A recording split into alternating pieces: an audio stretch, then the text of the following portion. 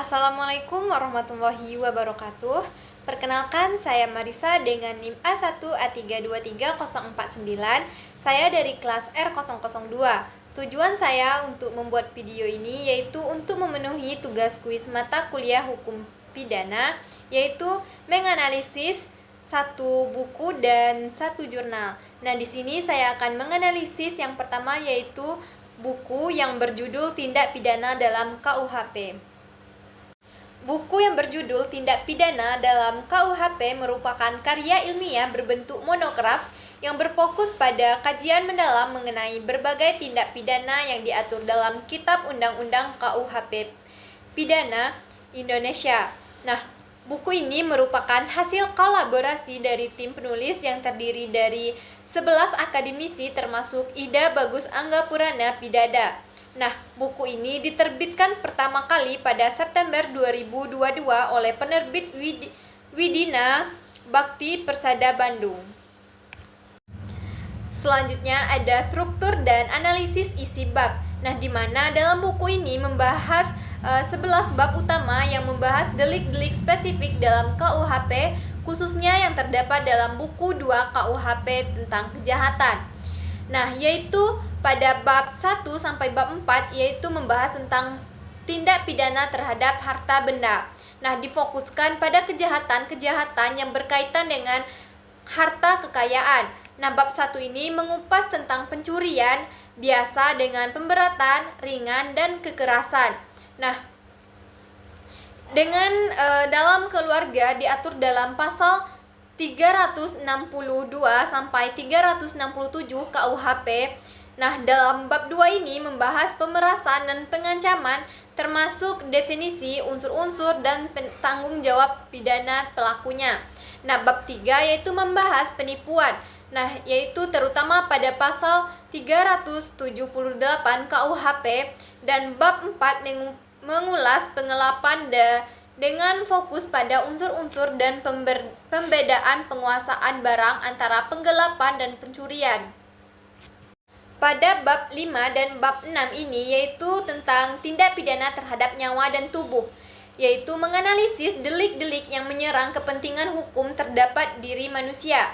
Nah, pada bab 5 menguraikan pembunuhan meliputi pengertian, unsur-unsur, dan jenis-jenis dalam KUHP. Nah, pada bab 6 membahas penganiayaan termasuk tinjauan umum pengaturan dalam hukum positif. Pada bab 7 dan bab 8 membahas tentang delik khusus dan isu pembuktian. Nah, di mana bab 7 mengkaji penghinaan dan pencemaran nama baik, pasal 310 sampai pasal 321 KUHP. Nah, bab 8 mengangkat topik krusial mengenai kedudukannya visum repertum pada tahap penyelidikan tindak pidana pemerkosaan. Nah, bab 9 menguraikan tindak pidana zina dalam KUHP termasuk perbedaan pandangan dan perluasannya RKUHP. Yang terakhir yaitu ada bab 10 dan bab 11. Nah, di mana bab ini membahas tentang kejahatan kontemporer, di mana bab 10 ini membahas tentang fenomena kejahatan korporasi termasuk pertanggungjawaban dan pemindanaan korporasi sebagai dampak dari kemajuan iptek dan ekonomi. Nah, bab 11 menyajikan pembahasan yang lebih luas mengenai isu-isu kesusilaan. Secara keseluruhan, buku tindak pidana dalam KUHP berfungsi sebagai sumber referensi komprehensif yang tidak hanya memaparkan pasal-pasal dalam KUHP, tetapi juga menganalisis unsur-unsur delik, jenis-jenis tindak pidana, serta pertanggungjawaban pidana. Selanjutnya, saya akan menganalisis jurnal yang berjudul Penegakan Hukum Terhadap Tindak Pidana Pencurian Kendaraan dengan Kekerasan, yang ditulis oleh M. Rizky Nugraha dari Fakultas Hukum Universitas Bandar Lampung. Di sini saya akan menganalisis identitas dari penelitian ini.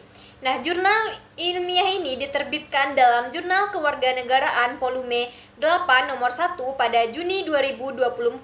Penelitian ini berfokus pada analisis mendalam terhadap persoalan penegakan hukum atas tindak pidana pencurian dengan kekerasan, sering disebut begal. Nah, yang dikualifikasikan sebagai pencurian dengan pemberatan yang diatur dalam pasal 363 KUHP dan pasal 365 KUHP.